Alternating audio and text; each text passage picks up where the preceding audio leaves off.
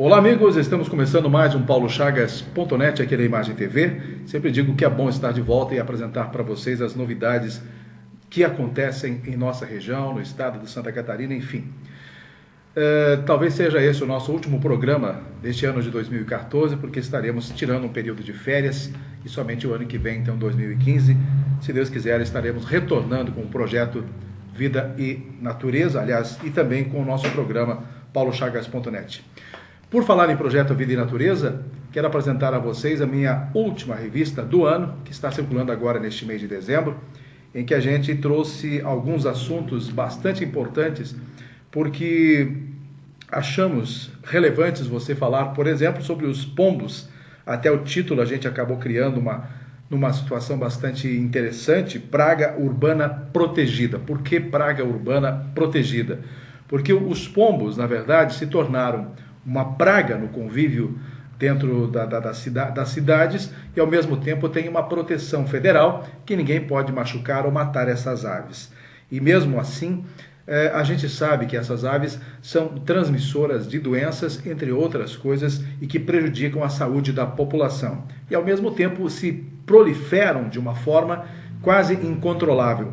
E ninguém pode fazer nada a respeito para poder eliminar ou reduzir, então, a proliferação dos pombos. Abordei esse assunto com veemência na nossa revista, no projeto Vida e Natureza. Também trouxe um assunto muito interessante sobre a proteção das nascentes, e olha que as pessoas não estão dando muita importância às nascentes, principalmente essas que estão nas propriedades, e a hora é de rever o seu comportamento nas propriedades e dar um jeito de proteger essas nascentes. Nós estamos vendo hoje em diversas regiões do país a necessidade e a falta de água, e embora nós tenhamos na Serra Catarinense uma situação bastante tranquila, não podemos nos descuidar. Isto é hoje. E se não tomarmos providências, cuidados com relação à nossa água e proteção às nascentes, daqui para frente, eu não sei no futuro, há poucos anos, o que pode acontecer. Então, é uma preocupação preemente das nossas autoridades ligadas ao setor da hidrologia aqui na região serrana, para que tenhamos esse cuidado e proteger as nossas nascentes. Vou falar muito ainda sobre esse assunto, mas eu trouxe uma reportagem muito especial a respeito disso. E também a questão dos javalis na Serra Catarinense e no oeste do estado. Há uma preocupação bastante grande, porque os javalis também se tornaram uma praga, são animais exóticos, não são silvestres, e ao mesmo tempo estão se procriando de forma acelerada e incontrolável. E diante de tudo isso, tem, claro, uma liberação para que possam caçar, matar esses animais, mas isso tudo envolve uma burocracia muito grande com a Polícia Federal, envolvendo também a Polícia Ambiental e outras autoridades, porque precisam de autorizações específicas, portes de armas, e as pessoas têm que estar capacitadas, ou seja, praticamente terem que ser caçadores profissionais. E os produtores estão, então, à mercê desta situação. Muitos não estão nem plantando mais as suas lavouras de milho, principalmente, que é o prato preferido dos javalis, e os prejuízos estão sendo também incalculáveis nas propriedades. Mas eu conversei com o comandante do pelotão da Polícia Ambiental de Lages, o capitão Rambush, e ele disse-me que a partir deste ano que vem, algumas medidas vão facilitar então a ação dos caçadores e dos proprietários, com menor burocracia talvez para liberar a caça nas propriedades. O próprio morador e os vizinhos, desde que tenham uma liberação numa área específica, essa que vai ter que ser a autorização dentro da área, comprovar que só vai caçar numa área delimitada e tendo o porte de arma, vai poder então fazer a caça sem a necessidade de contratar caçadores profissionais. Enfim, são coisas que nós teremos que dar bastante atenção, porque este animal também está se tornando uma praga nas regiões oeste, principalmente também aqui na Serra Catarinense, e algo precisa ser feito e as autoridades simplesmente não podem ficar presas a burocracias e deixar os produtores à própria sorte. Então é uma situação bastante complicada e o assunto a gente traz com bastante veemência em nossa revista Vida e Natureza. Vamos dar uma volta e falar um pouquinho de esportes. Eu gosto muito de tocar no assunto de esportes, principalmente envolvendo os nossos clubes de Santa Catarina, que estão aí prontos praticamente ou se estruturando para o Campeonato Catarinense e o Brasileirão a partir de 2015. Mas antes de falar dessas equipes, eu quero tocar no assunto do nosso Internacional de Lages, que está mostrando, através de uma organização, de um planejamento, uma estrutura totalmente nova, buscando não só lutar para não cair na Série A do Catarinense, né, voltar à segunda divisão, mas também brigar por uma posição mais cômoda no campeonato. Então, diante disso, está trazendo alguns veteranos, o caso do Reinaldo, o caso do Marcelinho Paraíba e talvez o Magrão, ex-volante do Internacional, meia, o volante do Internacional de Porto Alegre, com 35 anos. Então, são jogadores de idade um pouquinho avançada, mas formam aí, como dizem, a espinha dorsal do time, que depois será mesclado com jogadores jovens, dando então o pulmão necessário para que a equipe possa fazer um belo campeonato neste ano de 2015. Estamos torcendo sim para que o Inter tenha toda essa projeção e que tenha uma organização satisfatória dentro de campo e fora de campo. Nós sabemos que temos aí o Christopher, que agora é o novo presidente do time, o empresário. Muita gente contestou a participação do Christopher porque ele é um empresário do futebol, mas ao mesmo tempo passou a ser o presidente do Internacional de Lages. Questionaram o fato de ele ser de fora? Não, ele voltou, aliás, ele veio morar em Lages, assumiu essa responsabilidade, e eu acho que nós temos que dar a mão à palmatória a essas pessoas que, quando têm o interesse de trabalhar pelo time e que podem realmente fazer algo bonito, algo bom, algo produtivo a partir do momento em que assumem o comando. Então, se tem gente capaz e gente bastante interessada em tocar o Internacional de Lages, nós, torcedores, nós da sociedade lagiana, temos mais é que apoiar. Então, parabéns a essa iniciativa. Vamos torcer pelo sucesso do Christopher e a sua diretoria e torcer para que a equipe em 2015 tenha realmente o sucesso almejado a partir desse planejamento que está sendo trabalhado agora já em 2014. E tem que começar a partir de agora, porque o campeonato começa já no finalzinho de janeiro, dia 31 de janeiro. O Internacional de Lages já tem o primeiro compromisso jogando em Chapecó com a Chapecoense. Aliás, o jogo seria domingo, foi antecipado para o sábado, às 19h30, dia 30 de janeiro, lá em Chapecó. Então, vejam bem, as coisas precisam ser trabalhadas rapidamente, não podem nem pensar praticamente muito em Natal, e logo no início de janeiro o grupo já deve estar trabalhando fortemente, porque precisa do condicionamento físico e estar em forma, então, para começar o Campeonato Catarinense. Vamos torcer pelo nosso Inter. E falando dos nossos times grandes, então, de Santa Catarina, os que estão hoje na Série A do Campeonato Brasileiro, nunca se falou tanto a nível nacional da força que tem agora Santa Catarina, com a participação de 4 equipes no Campeonato Brasileiro, na elite do Brasileirão. Só perdemos para São Paulo, gente. Imaginem só, São Paulo vai ter 5 clubes, mais que o Rio Grande do Sul, que tem uma tradição enorme em campeonatos brasileiros. O Rio Grande do Sul, você sabe, só tem a dupla Grenal, o Inter e o Grêmio. E nós teremos então Chapecoense, Figueirense, Joinville e Avaí. Então, são 4 equipes no Campeonato Brasileiro. Infelizmente, o Criciúma não teve a sua capacidade de permanecer, senão teríamos também 5 clubes no Campeonato Brasileiro de 2015. Coisa muito bacana. Então, nós ficamos dessa forma muito bem representados, e sem contar que esses times também vão disputar a Copa do Brasil, e nós vamos ficar torcendo para que um ou outro desses nossos clubes catarinenses consiga avançar na Copa do Brasil também, e também no Campeonato Brasileiro. De qualquer forma, está aí o nosso futebol mostrando força, mostrando raça, mostrando que tem condições. E ontem eu estava acompanhando uma reportagem no campeonato, no Diário Catarinense, e dizendo que o clube, como a Chapecoense, é o clube que é o mais valorizado, o mais forte, digamos assim, em termos financeiros, é a Chapecoense. É bacana saber disso, porque eu vivi uma época em Chapecó, eu era repórter esportivo. Eu lembro o quanto a Chapecoense sofria para poder manter a sua folha de pagamento em dia. Eram jantares, bingos, enormes rifas e uma outra porção de promoções para que pudessem arrecadar dinheiro para pagar e fazer com que a Chapecoense tivesse dinheiro para viajar apenas no próprio estado de Santa Catarina. Vejam, senhores, e olha que a Chapecoense viajava muito mais do que qualquer outra equipe, porque lá no oeste do estado tudo fica longe em Santa Catarina. E de ônibus a Chapecoense ia do oeste para Criciúma, para Joinville, para Florianópolis, para todas as cidades. Isso todo, praticamente toda a semana, todo final de semana, viajando para longe. Enquanto que os outros clubes iam em vez em quando a Chapecó. E mesmo assim, pessoal, naquele tempo, o fizeram de tudo para derrubar a Chapecoense para a segunda divisão, para não precisar mais viajar até Chapecó. E naquele tempo não tinha voos regulares como tem hoje, não tinha muito avião, então os clubes tinham que viajar de ônibus. Então lá de Joinville, lá de Florianópolis, lá de Criciúma, era um parto. Essas equipes reclamavam muito de ter que viajar até Chapecó, 10 horas de ônibus, era muito realmente tempo para isso. Então era um tempo difícil, mas hoje, graças a Deus, então os times estão mais organizados e há uma estrutura do estado aérea que não mais complica a vida dos clubes. E a Chapecoense de bem com a vida, trabalhando agora para disputar mais uma Série A em 2015. Encerrado o assunto esportivo, nós estamos realmente ainda entristecidos e bastante lamentosos a respeito dessa situação toda revelada pela GAECO através da Operação Águas Limpas.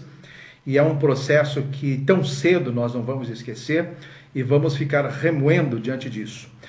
Há consequências gravíssimas na área política, na área administrativa, porque tudo isso transfere, por queira ou não, para a Prefeitura Municipal e transfere para nós, simples cidadãos, no decorrer do dia a dia. Nós esperávamos realmente ter um final de ano maravilhoso, nós estamos tendo aí um Natal Felicidade, que é um exemplo de organização, e está sendo uma festa lindíssima. Nunca tivemos, nos últimos tempos, a não ser o ano passado, que já teve um esboço melhor do Natal Felicidade, e este ano, um resgate ainda maior. Eu acho que tudo isso poderíamos ter melhor sorte, mas infelizmente as coisas aconteceram da maneira que nós não queríamos, e está aí uma situação com o prefeito Eliseu Matos numa dificuldade enorme, ainda detido lá no 6º Batalhão, e não se sabe se ele vai conseguir o habeas corpus para poder passar o Natal com a família em casa, e há a possibilidade de que ele permaneça preso durante este Natal e Ano Novo, e talvez com muita dificuldade para sair lá da sua detenção, embora não seja no presídio, esteja numa sala, num quarto lá no 6º Batalhão, mesmo assim não deixa de ser uma prisão. E as coisas realmente mexeram com a nossa emoção, mexeram com o nosso pensamento, com a nossa sensibilidade, e tudo isso reflete. Estamos de olho na administração municipal sendo tocada pelo prefeito interino, o vice-prefeito Antônio Arcanjo Duarte, o nosso amigo Tony Duarte. E a gente sabe que as dificuldades que ele tem são bastante grandes. Ele não tem, de uma certa forma, autonomia para tomar decisões mais radicais quanto em relação à administração. Ele tem que seguir tocando. Fez apenas as mudanças necessárias, recompondo as secretarias que estavam faltando às pessoas e assim por diante. Então, o Tony passa a ser realmente um agente administrativo que a gente precisa, de certa forma, confiar no trabalho dele, porque não temos outro. É o Tony Duarte a pessoa que deve ficar nesta situação. Enquanto que Eliseu não retorna, e há uma possibilidade de ele ser libertado, e dentro de 180 dias, ele também retornar à administração municipal. Retorna por quê? Ele pode retornar porque até então ele vai ser apenas réu. Ele não será julgado ainda. Portanto, Eliseu Matos não sairá do presídio condenado. Então, diante disso, ele tem ampla defesa para ser feita e até que prova em contrário, ele é inocente. Então, provavelmente, Eliseu Matos ainda retorne à administração municipal e continue os trabalhos administrativos, não sei se normalmente, mas de qualquer forma, ele poderá retornar. Porém, tem coisas acontecendo paralelamente. Dentro da Câmara de Vereadores, eu acompanhei a eleição da presidência da Casa Legislativa na semana, no início desta semana, em que Adilson Apolinário do PROS acabou sendo eleito, então, o presidente da Câmara de Vereadores para o ano de 2015. Em 2016, provavelmente, um vereador do PMDB deverá assumir o último ano, então, do Legislativo na presidência da Casa. E neste dia em que o Apolinário foi eleito presidente, foi protocolada a comissão processante, ou seja, uma comissão que vai tratar do impeachment do prefeito Eliseu Matos. E esse trabalho já está sendo executado, já tem as pessoas que estão trabalhando para a execução desta comissão, e o caso do processo de impeachment de Eliseu Matos poderá, de certa forma, ser prejudicado em função do recesso de final de ano e das férias de janeiro, mas, de qualquer maneira, este grupo de 3 vereadores que vai tocar a comissão processante estará se reunindo mesmo no período de recesso para não deixar morrer essa situação. Querem buscar a cassação do prefeito Eliseu Matos. Então, diante desta possibilidade de ficar pronto o mais cedo possível o relatório e que, se ele tiver o entendimento de que poderá levar à cassação do prefeito, ele será cassado ou não. De qualquer forma, são coisas que estão acontecendo dentro da Câmara de Vereadores. Também ficou instalada uma CPI, a CPI que vai averiguar o caso da Operação Águas Limpas e que envolve a Semasa e servidores do município de Lages. Ficou apenas a segunda proposta, que vai investigar apenas esses últimos 2 anos da administração municipal entre a Semasa e a Viaplan, para poder então chegar a uma outra conclusão que pode também levar a um relatório final que também determinar aí a própria cassação ou a improbidade administrativa do prefeito Eliseu Matos. Então é bastante complicada a situação do prefeito e a Câmara de Vereadores, como eu disse, está atuando em 2 frentes, numa comissão processante que pede a cassação e uma CPI que pode também concluir com um relatório pedindo a improbidade administrativa e tirando também da administração o prefeito Eliseu Matos. Enfim, a Câmara de Vereadores já está em recesso, retoma as atividades lá no início de fevereiro, e eu acho até que esta CPI, depois de todas as investigações feitas pelo GAECO, todas as decisões tomadas também pelo Ministério Público e o que está sendo feito nos dias de hoje, com a prisão do prefeito, com a prisão dos funcionários envolvidos e tudo mais, o processo de CPI, Comissão Parlamentar de Inquérito, no meu entender, até fevereiro vai se esvaziar. As pessoas não vão trabalhar nessa comissão nesse período de férias e quando voltarem em fevereiro, esses vereadores, com certeza estará bastante esvaziado o processo da CPI, porque muitas outras coisas já deverão ter acontecido nesse período de janeiro. Com certeza o GAECO, o Ministério Público, não vão ficar dormindo e não terão um recesso tão grande como tem os vereadores. Então, de qualquer maneira, está aí uma situação complexa, como eu falei no início deste meu comentário a respeito desse assunto. Estamos fechando um ano bastante complicado, bastante complexo, bastante amargo na situação administrativa e política da nossa cidade. Mas, de qualquer forma, temos coisas boas também com relação a isso. Notem bem, nesta quinta-feira à tarde foram diplomados os deputados estaduais, o governador, o vice-governador, mais o nosso senador eleito e nossos deputados federais. Até há alguns que estão brincando com relação a isso. Nós precisamos estudar 4, 5, 6 anos para conseguir o diploma, né? E os políticos, antes de tomarem posse, já de qualquer forma já estão diplomados. Na verdade é diferente, é uma lei que obriga eles a terem esse diploma de políticos eleitos, senão não têm o direito de exercer o mandato. Mas é uma questão bem antagônica, né? Diferente, uma para cada lado. Eles recebem diploma antes de assumir, e nós, quando temos que fazer uma faculdade, penamos e ralamos durante 4 ou 5 anos para depois então receber o diploma. Mas é mais ou menos assim, eles têm essas condições, essas facilidades diante de serem políticos, e realmente as coisas funcionam de uma maneira mais tranquila. Da nossa região temos então a representatividade, além, claro, do nosso governador, que é o governador de todos os catarinenses, mas ele é lagiano, a gente conta ele também como um dos nossos representantes. Temos a Carmen Zanotto, que é a nossa deputada federal, que também foi diplomada, e o Gabriel Ribeiro, que também assume como deputado estadual pelo PSD. Mas a outra notícia boa desses nossos diplomados é que Fernando Coruja também vai assumir a sua vaga na Casa Legislativa em Florianópolis, na Assembleia Legislativa.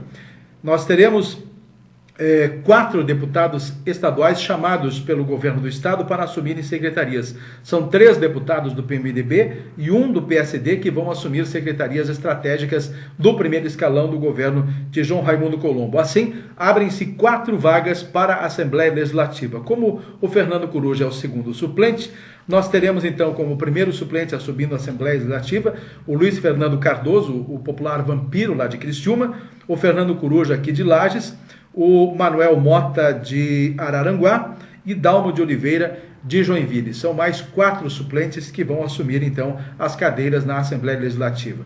E eu sempre digo que, mesmo que sejam suplentes e que assumam as condições de deputado na Assembleia Legislativa, o trabalho do parlamentar é o mesmo, mesmo não sendo titular da vaga. O trabalho dele é de responsabilidade e Fernando Coruja, com certeza, vai ficar os 4 anos como deputado, né? A gente tem absoluta certeza nesse sentido, que ele deverá ficar nos 4 anos com o mandato de deputado estadual e vai poder sim exercer a sua atividade com total e plena convicção de que ele seria, o mesmo não sendo titular, mas será a pessoa chave e representativa da nossa região serrana. Então, Fernando Coruja e Gabriel Ribeiro estarão sim atuando pelos interesses da Serra Catarinense na Assembleia Legislativa.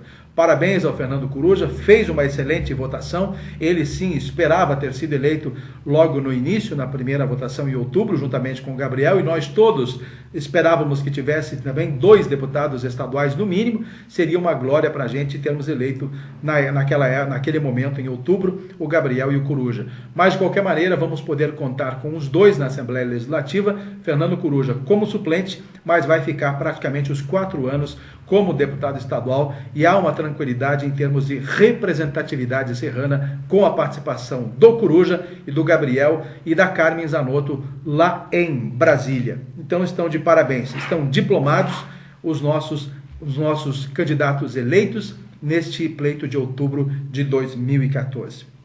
Com relação ao governo de João Raimundo Colombo, ele já está adiantando uma série de nomes já de secretários, eu não vou chegar a apontar aqui para vocês, mas de qualquer maneira ele já está com o seu secretariado, o seu colegiado praticamente constituído. Fará uma reunião de colegiado aqui no município de Lajes, como de praxe ele tem feito lá na pousada rural do Sesc no início de janeiro, se não me engano nos dias 9 e 10 de janeiro, quando o colegiado fará a primeira reunião de 2015. Sabe-se que estes secretários e nem o governador terão férias, vão trabalhar normalmente, porque a máquina administrativa está começando num novo governo, embora esteja terminando o primeiro mandato, começa-se um novo governo com novidades, e Raimundo Colombo quer começar com toda a força, com toda a organização possível. Por isso, então, a reunião do colegiado para dar os primeiros passos do ano de 2015, numa reunião aqui na pousada rural do Sesc. E algumas mudanças que devem acontecer no decorrer do início do governo de Raimundo Colombo é a preocupação dele com o enxugamento da máquina. Vai realmente fazer algumas reduções, alguns cargos comissionados serão extintos, algumas pastas de autarquias serão juntadas, serão unidas, e então a partir daí algumas coisas serão extintas. Há uma novidade com relação às secretarias regionais, elas passarão a se chamar agências reguladoras, e Raimundo Colombo então propõe a criação de um cargo de superintendente, não mais de secretário, junto às secretarias, que não mais serão secretarias, e sim agências, é o que vai se chamar estas secretarias regionais em todo o estado de Santa Catarina. Então esta é a proposta de João Raimundo Colombo, que já tem recursos alencados desde o pacto do governo federal, enfim, já tem muitos recursos, e segundo ele não gastou mais do que 2 bilhões, e segundo ele tem mais 8 bilhões para investimentos no estado de Santa Catarina, então começa com o caixa bastante forte o governo do estado para a execução de novos projetos e também para a conclusão dos que já foram começados nesse período em que ele teve o primeiro mandato. E as secretarias regionais, segundo ele, então, terão essas mudanças com a extinção do cargo do diretor-geral. No caso, a gente não sabe agora qual vai ser a vida do nosso amigo Juarez Matos, que a partir de 2015 deixa, então, de existir a função de diretor-geral. Talvez, então, seja ele o superintendente, não se sabe. João Alberto, que é hoje o secretário regional, pelo que consta, vai deixar a Secretaria Regional, volta para a Câmara de Vereadores. Já em janeiro ele apresenta a sua exoneração, o seu pedido de exoneração da saída da Secretaria, porque ele não quer continuar apenas como um cargo, digamos assim, de superintendente, e será apenas um representante aqui na região e não terá mais o status de secretário de Estado de primeiro escalão. Será basicamente um segundo escalão, o status aqui da Secretaria Regional. E, queiram ou não, todas essas mudanças, esses acontecimentos aqui na Serra, não, em Lages especificamente, em função da Operação Águas Limpas, já se fala em eleições de 2016 a nível de município. Então, tudo isso já está criando uma nova factualidade nos bastidores da política lagiana e não se sabe exatamente o que vai acontecer. A verdade é que, pelo menos, revelou para mim o Antônio Seron, que foi candidato já adversário do Eliseu Matos nas eleições de 2012, ele então pretende novamente disputar as eleições. Existe sim, queira ou não, uma possibilidade até do Gabriel Ribeiro vir a ser candidato a prefeito em 2016, coisa que eu não acredito. O Gabriel quer ficar na Assembleia Legislativa, quer adquirir experiência administrativa e legislativa, e ele sabe que hoje ele está bastante imaturo ainda para ser um prefeito municipal. Já Antônio Seron pretende encerrar a sua carreira política como mandatário de Lages e vai provavelmente buscar essa oportunidade de ser o candidato a prefeito em 2016 e disputar a prefeitura de Lages.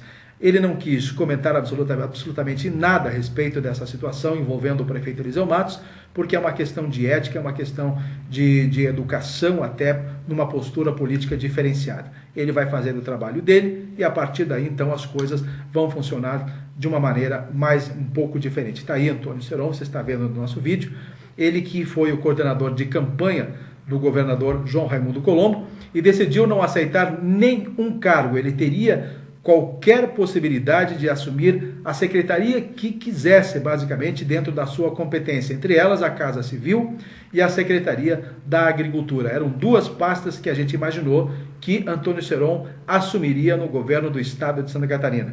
Porém, ele disse que não quer nenhum cargo no governo do estado, quer vir em Lages, continuar a amizade que ele tem com João Raimundo Colombo e atuar nos bastidores, dando um suporte para o governo de João Raimundo Colombo, de uma forma que só ele sabe como fazer. Então está aí, o Seron deverá permanecer em Lages. E diante destas novidades da Secretaria Regional, quem sabe seja ele, então, esse superintendente na Secretaria Regional, já que ele disse que está com saúde e disposição para, em 2016, poder disputar essas eleições. Ele terá, então, saúde e disposição para ser esse superintendente e fazer esse meio de campo em Lages, na Serra Catarinense, dentro da Secretaria Regional, já que é um cargo que não será tão desgastante e ele poderá exercer esta função lá na Secretaria extinta, Secretaria Regional, e a ser uma agência regional. Poderá ser ele, quem sabe, esse superintendente e exercer essa atividade de gestor, digamos assim, dos assuntos do governo aqui na Serra Catarinense e permanecer perto da comunidade lagiana. Estou para dizer que Antônio Seron poderá ser esta pessoa, então, a assumir a extinta Secretaria Regional para assumir a agência regional a partir de 2015. Vamos falar sobre a questão do granizo aqui no município de Lages.